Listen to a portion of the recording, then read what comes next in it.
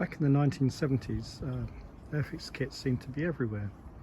They were in your local newsagent, in the Woolworths store, and obviously it's a big part of my early model building was the Airfix kits that were in these blister packs. This is kind of a part two because last time I forgot to include the ships, which is a bit naughty really, because the first thing that Airfix, well, they made a little tractor was their first model, and but ships were a big part of their range. I think the Golden Hind was one of the first ones they brought out. So this is the Victory, which is still available, obviously not like this. The Elizabethan ship, the Revenge, and then Christopher Columbus's ship, Santa Maria, discovered the Americas. I do like it when they still have the old prices on. But they were a great design, these what we call blister packs. You could see the parts, they were on show, and you could have a look at the instructions on the back and see how difficult or easy it was to build. Always a lot of sales. Another nice one I collected recently was the Great Western ship, which is a passenger liner. The inventor Isambard Kingdom Brunel, this is one of his great achievements, as well as all the bridges and railways that he built. Talking of railways, Airfix provided accessories for your railway layout, like this station platform, and also a set of fencing and gates, which is also useful for us wargamers who like to set out the scenery.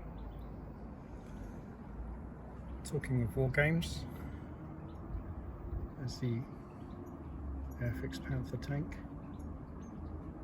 and you might look at that and think, wow, that's a lot of wheels, and it is. This is the Airfix armoured car,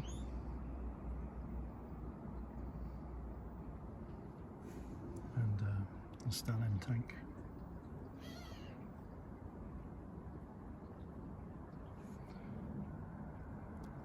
I've built up a couple of ships. This one I'm cheating a bit. It's the Mary Rose, which is the brand new starter kit, which is again a lovely model if you do want to build one of these smaller Airfix ships. This is the Golden Hind, not in a blister pack, but just in a later box. But I just thought I'd show it because it is one of the earliest kits Airfix ever made, and it's still a lovely little kit to build. And again, they changed from blister packs to boxes.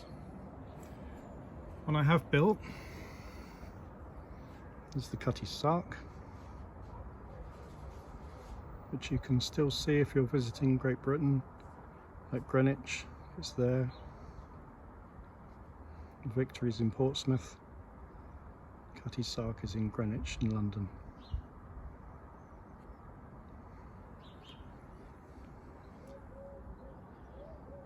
New thing, I think I have become a collector because I bought this Mitsubishi Zero kit,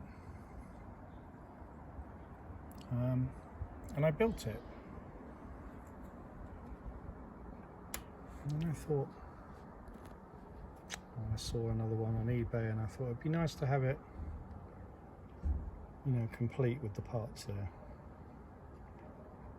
Because on one side you can see the parts and the artwork. On the reverse,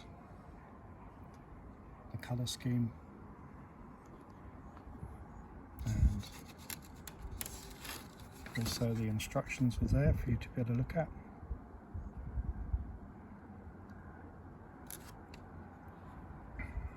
These are some of the armour built up.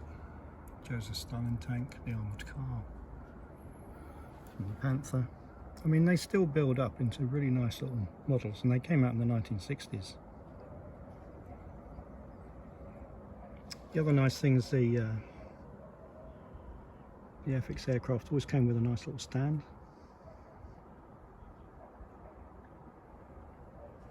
The Airfix have replaced the Zero with a much more accurate version now. Very early Stuka model.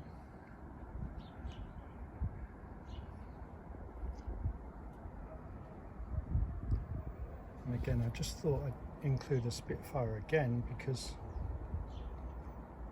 who doesn't like looking at Spitfires? I'm just comparing. This is the original Airfix Johnny Johnson Spitfire on the stand.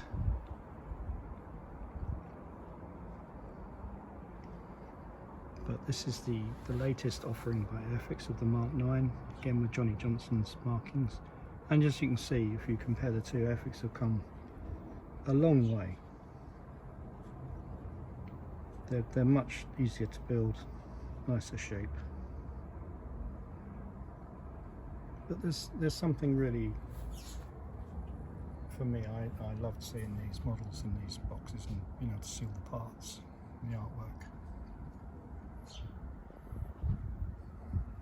The other range that I've collected a few more of lately is what they call the collector series of figures.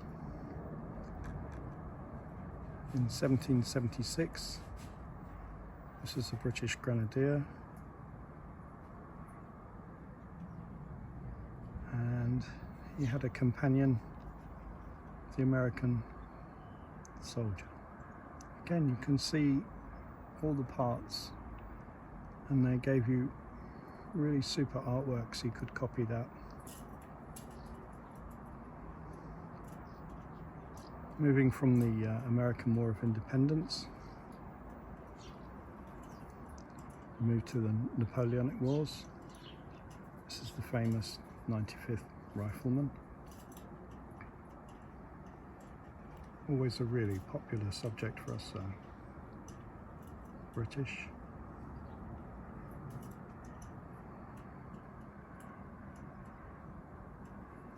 And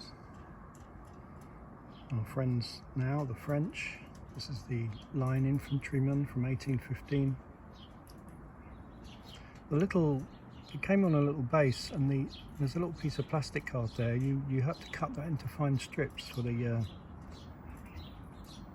straps and webbing. That was quite a challenge. The beautiful Imperial Guard, I mean the uniform, and the other nice French subject is the Legionnaire, or the French Foreign Legion. Again, a really distinctive, well-known uniform. I don't know what happened with the British Line Infantryman or Coldstream Guard. He seemed to come on a flat piece of card and the parts on the other side. Last one here from Napoleonic is the Highlander. Bit of a challenge painting the tartan kilt there. And on to the English Civil War. There was a pikeman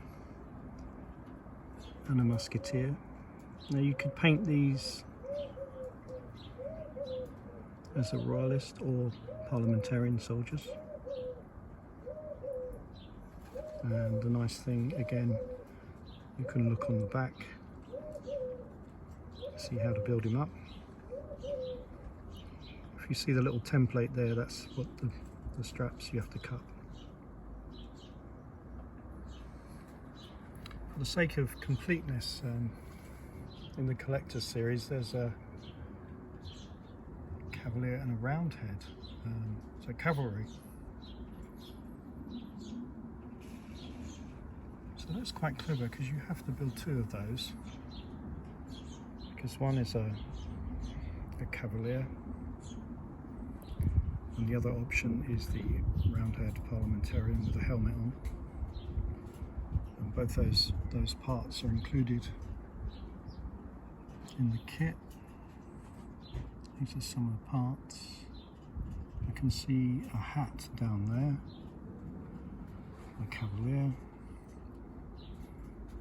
and up here is the helmet, and the bit on the right there is the guard. There's the horse and the little strip of plastic card to make all the reins. Again, I've gone off the blister packs because as companions to the collector series there was Cavalry as well. The Bengal Lancer. And back to Napoleonics is Polish Lancer, French Cuirassier. Good old Woolworths, 29p, those were the days.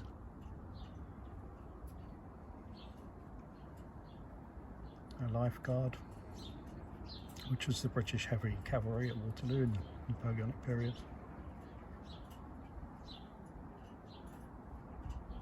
We have a Dragoon, Scots Greys.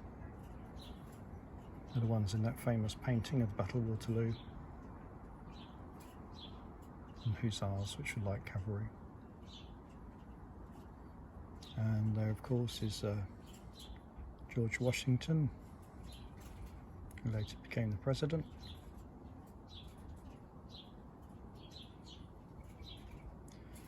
Again, the only one I've built up is the Bengal Lancer.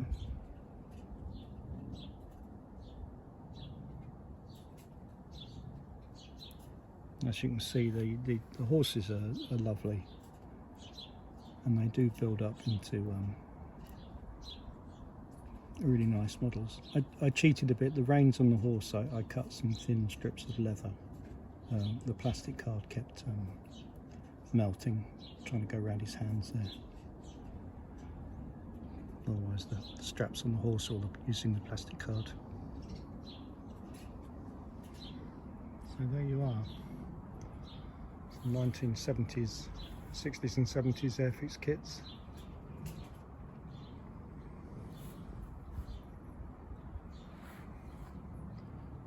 As you can see, they all, whatever age, you can build them up. They do build into nice little replicas. The ships make a nice change of pace.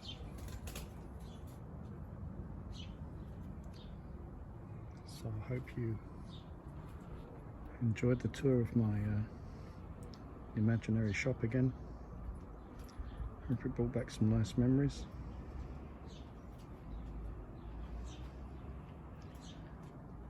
Thank you very much for watching. Thank you very much to those who subscribe, and I really do appreciate all your support and comments. Thank you very much.